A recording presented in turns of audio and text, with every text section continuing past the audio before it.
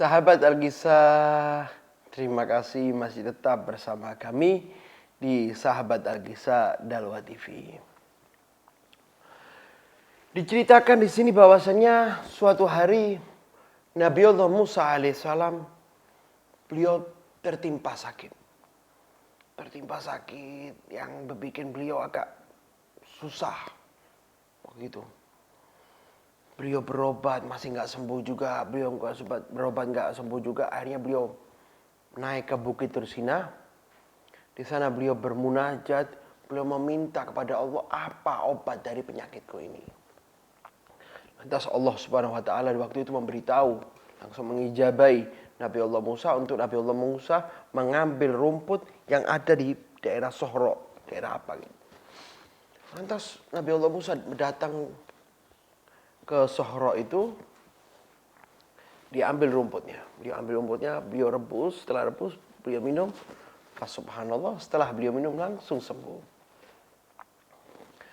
Pada suatu hari, datang lagi penyakit itu. Datang lagi penyakit itu kepada Nabi Allah Musa. Lantas Nabi Allah Musa ingat, oh rumput ini yang bisa menyembuhkan aku. Langsung beliau berangkat, ngambil rumput tadi itu, dimasak oleh Nabi Allah Musa alaihissalam. Setelah dimasak, Nabi Allah Musa minum. Setelah Nabi Allah Musa minum, bukan tambah sembuh, malah makin parah sakitnya. Maka malah makin jadi sakitnya. Bingung Nabi Allah Musa, bingung dia datang. Berangkat lagi ke Bukit Tursina, beliau bermunajat kepada Allah. Tanya kenapa? Ya Allah, kenapa? Dahulu ketika engkau memberikan aku untuk makan minum rumput itu, aku sembuh. Akan tetapi sekarang ketika aku minum itu malah tambah parah. Lantas Allah berfirman waktu itu mengatakan kepada Nabi Allah Musa alaihissalam, ya dulu ketika aku beri cara untuk minum rumput, engkau minum dan engkau yakin kepadaku, engkau bersandar kepadaku. Dan yang kedua, engkau minum rumput itu, engkau bersandar kepada rumput itu. Maka rumput tidak bisa memberikan kesembuhan kepada engkau. Oleh karena itu, ketika kita sakit, tetap kita bersabar, tetap kita bersandar kepada Allah Subhanahu wa taala, kita mengharapkan sehat walafiat kepada Allah Subhanahu wa taala.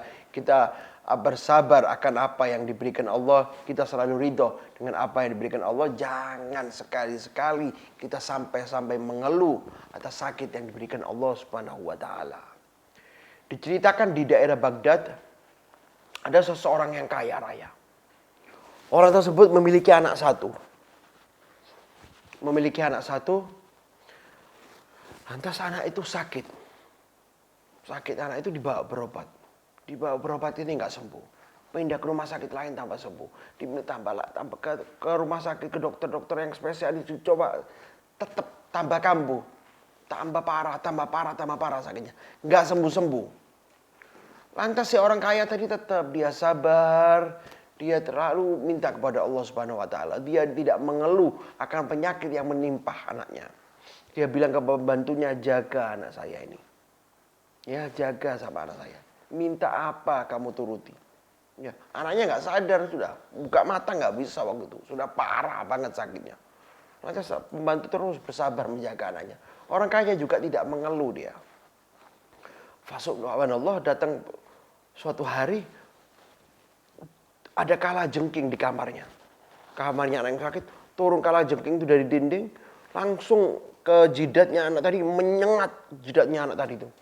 Pembantunya teriak-teriak pembantunya. Ketika pembantunya teriak-teriak, ayahnya datang. Kenapa? Kata pembantunya, lihat suara kamu. Dilihat ada kalajengking. Ayahnya mau ngambil bingung.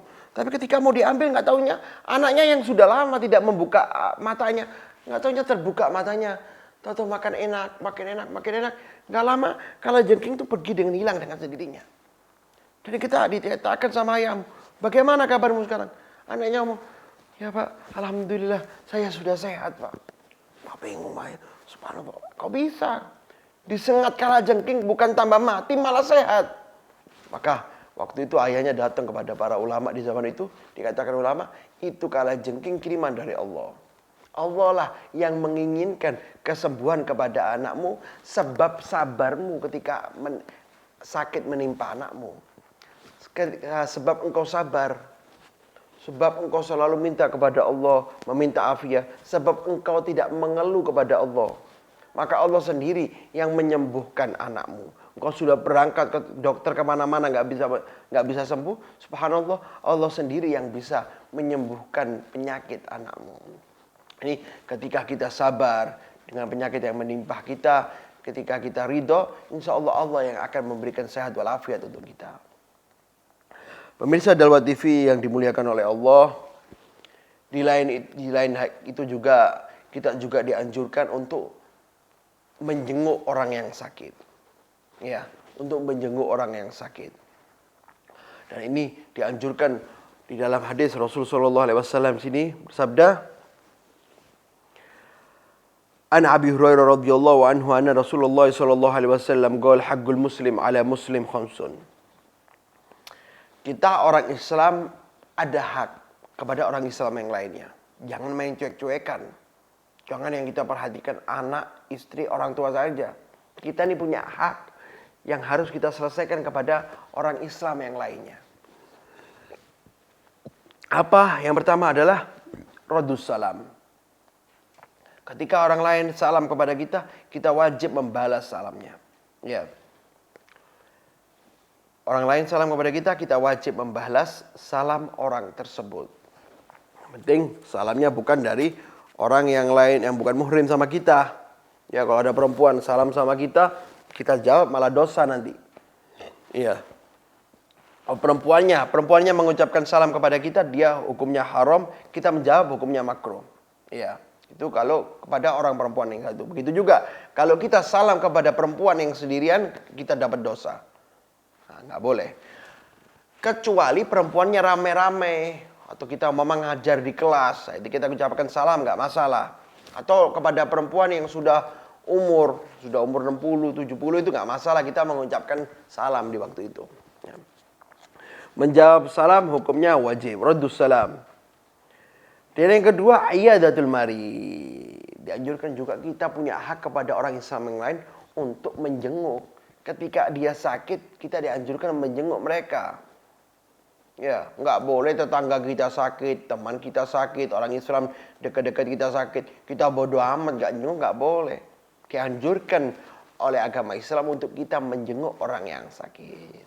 Akan tetapi di dalam kita menjenguk orang sakit ada adab-adabnya. Ada tata caranya. Salah satu tata caranya ketika kita menjenguk orang sakit tidak boleh terlalu lama duduk di sana. Cukup duduk di situ, bagaimana kabarmu? Sehat ini? Udah. Kita bawakan buah-buahan, kalau kita ada rezeki lebih kita kasih uang. Kalau nggak ada cukup datang nyapa menjenguk dia cukup. Ya. Itu salah satu adabnya ya, nggak boleh terlalu lama. Nggak boleh juga nakut-nakutin. Ya, kita jenguk orang sakit, malah kita takut-takutin. Waduh, muka kamu nih pucat, muka kamu nih. Wah ini bahaya ini. Teman saya 3 hari yang lalu kayak gini mati teman saya. Jangan seperti itu. Ya, kita kalau jenguk orang sakit bawa kabar-kabar gembira buat dia. Omongan-omongan yang enak, omongan-omongan yang membesarkan hatinya dia. Wah nggak apa-apa, sehat. Muka kamu segar kok. Muka kamu segar, nggak masalah ini. Insya Allah sehat sudah. Ini fit sudah. Insya Allah sehat sudah. Kemarin saya lihat mukamu masih kelihatan pucat, tapi sekarang sudah segar. Bawa omongan-omongan yang enak. Jangan juga bawa adu-aduan. Orang sudah sakit malah dikasih adu-aduan. Orang udah sakit parah, malah diajak ghibah malah kadang-kadang. Kamu nggak tahu, fulan tuh kemarin mencuri itu. Itu kemarin fulan itu zina. Kemarin itu fulan. Omongan-omongan yang nggak enak diberikan kepada orang sakit. Jangan seperti itu. Bawa omongan-omongan yang enak kepada dia. Doakan dia nggak apa-apa. Doakan orang tersebut. Wah mudah-mudahan cepat sehat walafiat. Sudah didoakan. Itu akhlaknya, adabnya orang-orang yang menjenguk. Ya. Dan dianjurkan juga kita untuk meminta doa kepada orang yang dijenguk. Jadi jangan kita bermalas-malasan, jangan acuh tak acuh, jangan sampai cuek. Orang udah tahu sakit nggak dijenguk, nggak boleh. Agama menganjurkan kita untuk menjenguk orang yang sakit. Karena pahalanya juga sangat-sangat besar. Di dalam hadis Rasulullah SAW beliau bersabda juga di sini. An Abi Hurairah radhiyallahu anhu, qala Rasulullah sallallahu alaihi wasallam, "Inna Allah azza wa jalla yaqulu yaumal qiyamah, ya ibni Adam, maridtu falam ta'udni." Kelak nanti di yaumil qiyamah itu Allah Subhanahu wa taala mengatakan, "Wahai Bani Adam, wahai manusia, dulu aku sakit, engkau tidak menjengukku." Lantas Pak manusia itu mengatakan, "Qala ya Rabbi, kaifa a'udak wa anta rabbul alamin?" Bagaimana aku menjengukmu ya Allah, sedangkan engkau Tuhan semesta alam. Lantas Allah Subhanahu wa taala mengatakan, "Qala ama alimta anna 'abdi fulanan marido falam ta'udhu?" Allah mengatakan kepada orang tersebut, "Ingat kamu, dulu di kampungmu ada hambaku fulan, dia sakit dan kamu tidak menjenguk dia?" Maka diam orang tersebut. Lantas Allah mengatakan juga, "Ama alimta law la'udtahu lawajadtani indahu." Kalau umpama kau mau waktu itu menjenguk dia, kamu akan mendapatkan aku berada di sampingnya dia. Artinya apa? Allah Subhanahu wa taala sangat dekat dengan orang-orang yang sakit. Apabila kita duduk, kita menjenguk orang-orang sakit, fa insyaallah Allah akan makin dekat dengan kita. Allah akan mengijabahi apa-apa yang kita inginkan. Allah akan mengabulkan apa-apa yang kita harapkan.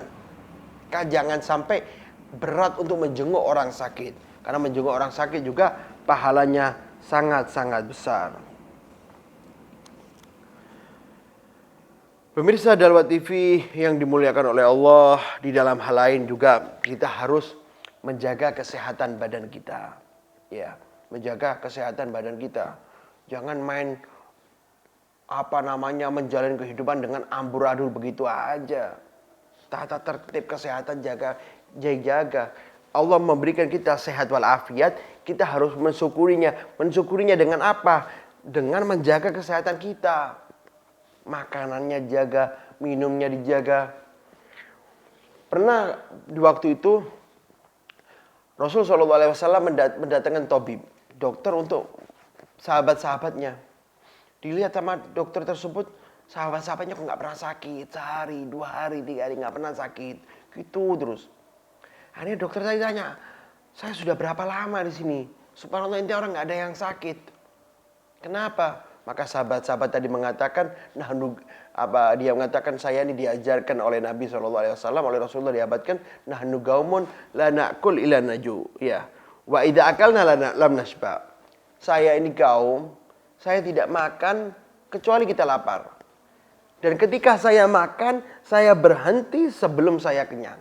Itu salah satu resep kesehatan Tibbun Nabawi. Ya, resep kesehatan dari Nabi SAW seperti itu. Nah, ini Rasulullah SAW, Rasulullah nggak makan kecuali beliau lapar. Dan ketika beliau makan, beliau berhenti sebelum beliau kenyang. Itu kunci daripada kesehatan yang harus kita perhatikan. Banyak juga di dalam hadis lain Rasulullah bersabda, "Habbatus sauda dawa'un likulli da'." Habbatus sauda ini obat. Dari jintan hitam itu adalah obat segala penyakit. Jintan hitam adalah obat segala penyakit. Jadi sekarang banyak di pertokoan jintan hitam, habbatus sauda sangat banyak sekali. Nah, ini cuman kadang-kadang orang mengatakan, "Saya sakit, saya minum habbatus sauda tapi nggak sembuh." Nah, ini nggak bisa seperti itu. Cara meminum habbatus sauda itu dengan istiqomah. Ya, kalau orang-orang dulu itu mengajari kepada kita, yang paling bagus di pagi hari subuh ketika perut masih kosong kita minum jintan hitam. Kadang kalau dulu pakai serbuknya langsung itu. Serbuknya langsung diminum terus kalau dia sulit itu dikunyah, digigit-gigit sampai agak lembut baru didorong sama air dikit aja sekiranya udah masuk. Sampai masuk deh, nggak boleh makan, nggak boleh minum. Dibiarkan sampai 20 menit, setengah jam baru dia mau sarapan, mau apa terserah.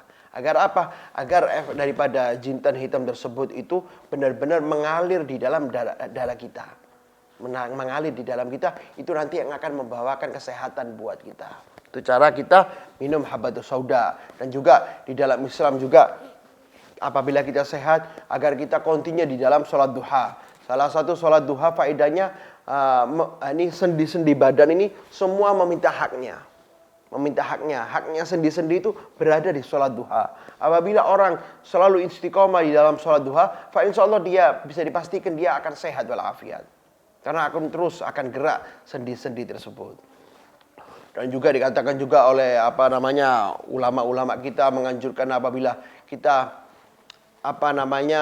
ingin mata kita sehat, dianjurkan di waktu itu untuk membaca surat Al-Falaq dan di rakaat pertama dan surat An-Nas di rakaat kedua di setiap sholat sunnah ba'diyah. Ba'diyah itu zuhur, ba'diyah maghrib, ba'diyah isya. 2 rakaat, sholat rakaat pertama Al-Falaq, rakaat kedua An-Nas. Itu bisa dijamin insya Allah tidak mungkin kena penyakit katarak. Dan juga salah satu daripada ketika kita wudhu, kita dianjurkan membersihkan ujung-ujung mata, ta'ahudul mak, ujung-ujung mata ini harus dibersihkan semua. Ini salah satu hikmahnya kita membersihkan ketika wudhu itu, wudhu membersihkan wajah, kita dianjurkan membersihkan mata. Salah satu hikmahnya adalah bisa menjaga mata kita. Insya Allah orang yang istiqomah dari kecilnya dia selalu tahadul mak membersihkan ujung matanya itu, insya Allah matanya akan sehat. Nih di dalam Tibun Nabawi juga banyak juga sunnah-sunnahnya Nabi yang akan menjamin kesehatan buat kita. Nanti insya Allah di kapan waktu kita akan belajar bersama-sama akan hikmah-hikmah sunnah Nabi Muhammad SAW. Para pemirsa Dalwa TV yang dimuliakan oleh Allah, mudah-mudahan sampai di sini saja. Mudah-mudahan yang saya katakan bermanfaat ya. Mudah-mudahan Allah berikan kepada kita sehat walafiat. Yang sakit di antara kita, mudah-mudahan Allah berikan Allah berikan sehat walafiat. Oleh karena itu juga ketika kita menjenguk orang sakit, kita juga dianjurkan mengatakan tuhur insyaallah. Karena orang yang tuhur yakni dileburkan dosanya. Insyaallah orang yang sakit dileburkan dosanya. Jadi kalau kita jenguk orang sakit katakan tuhur insyaallah. Udah dia pasti hangus dari dosamu. Karena dari hadis yang kita baca bahwasanya orang yang sakit itu dia telah melebur dosanya dia. Ini mudah-mudahan orang yang sakit di antara kita Allah berikan kesembuhan. Mudah-mudahan orang yang sakit di antara kita Allah leburkan semua dosa-dosanya. Diberikan kita insyaallah sehat walafiat. Amin ya rabbal alamin. Wassalamualaikum warahmatullahi wabarakatuh.